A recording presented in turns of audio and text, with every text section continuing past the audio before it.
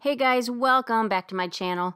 For this video, I'm going to show you how I made this actually surprisingly simple white marble bas relief cake.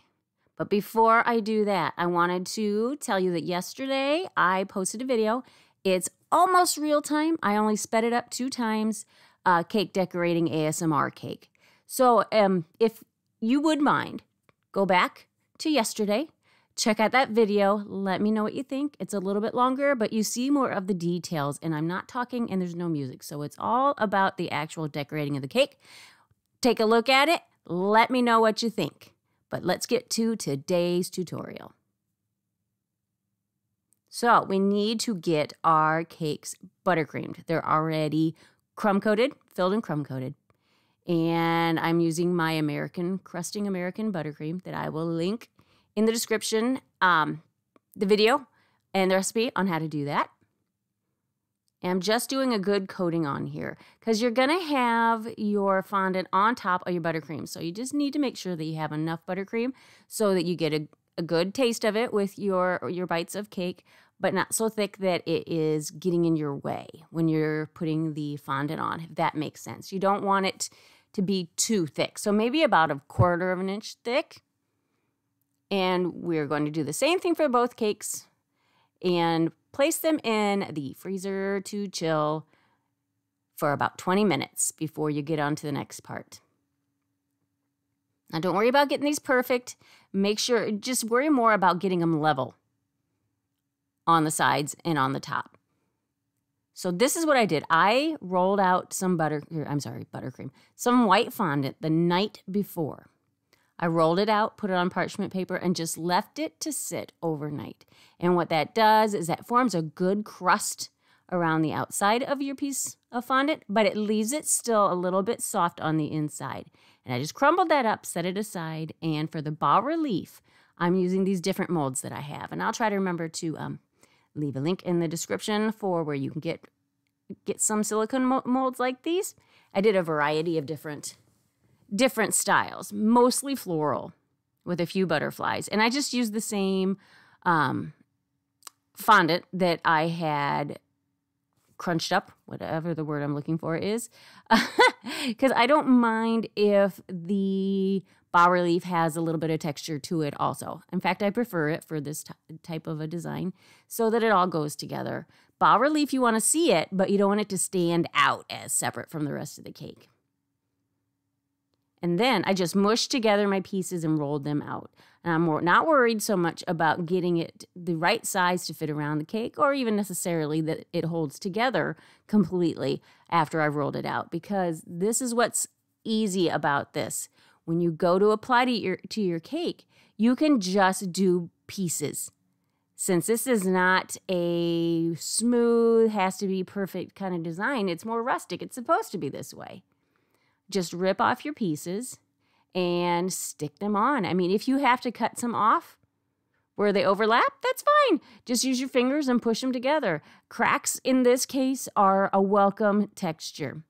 I believe I just put shortening on the cake. You can use shortening. You can, on top of the buttercream, the chilled buttercream, shortening, waterworks, even some simple syrup would work to get the fondant to stick to your buttercream. Now you could cover the cake with fondant and then put the textured fondant on top of it, but that's a lot of fondant. Not everybody loves fondant. I do. I don't quite get it. I think it's delicious. It's sugar. I mean, you can't really go wrong, but it's a texture thing for a lot of people, and I understand that. So you don't always want to have a big mouthful of fondant. So buttercream or even ganache underneath. You could do a white chocolate ganache underneath, but I wanted this white. So my white buttercream with the white fondant for me in this case was the perfect match. And just go ahead and chill it in the refrigerator while you work on your second tier. Because it is a little easier if your fondant has set up a little bit. So that your rough pieces on the top there, notice how I just have them sticking up so that they don't droop while you are doing the rest of your design. I do a lot of just using my fingers to merge the pieces so that they kind of look like they were intentionally, like at one point they were stuck together, one solid piece, but then over time, cracks happen and separation happens. That's kind of what you're looking for with your aged stone. And cut away your excess around the bottom. You don't want that there. And just use your smoother to make sure that your air bubbles that you don't have air bubbles under there. Now, the footage for stacking the cake, I don't know where that went. So basically what I used was bubble tea straws, and I put 4 underneath. Since these are smaller tiers, I don't have to worry about doing 5. So I did 4 straws all cut to the same length, put them into the bottom cake, and put a little buttercream on top, and then placed my top tier on top. I'm just using water to get the Bas Relief floral pieces to stick to the fondant. In this case, since they're a little chunkier, I didn't want to use just shortening and have them slide off, which it probably wouldn't have happened. But if you're pretty sure about where you're putting your pieces and you're not worried about having to move them, water is just fine.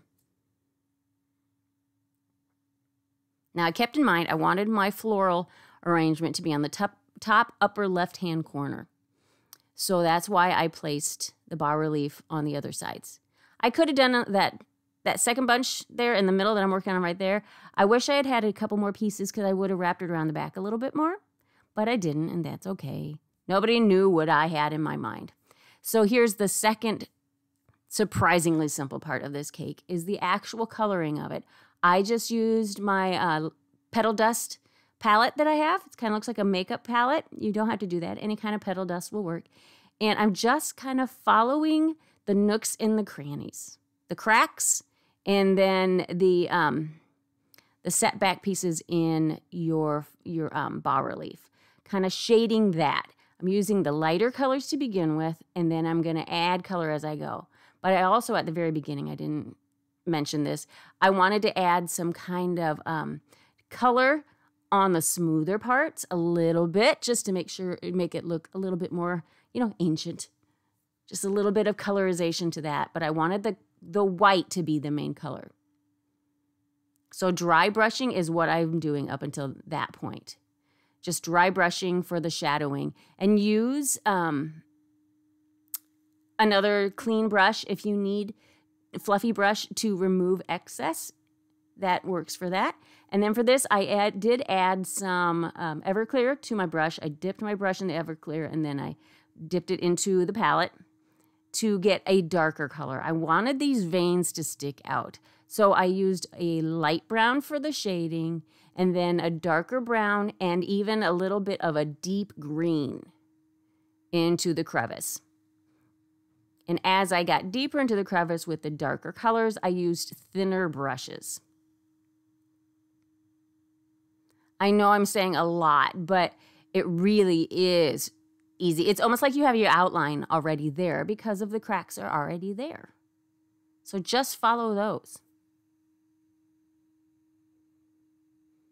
And don't forget your flowers. We'll get to that in a second here.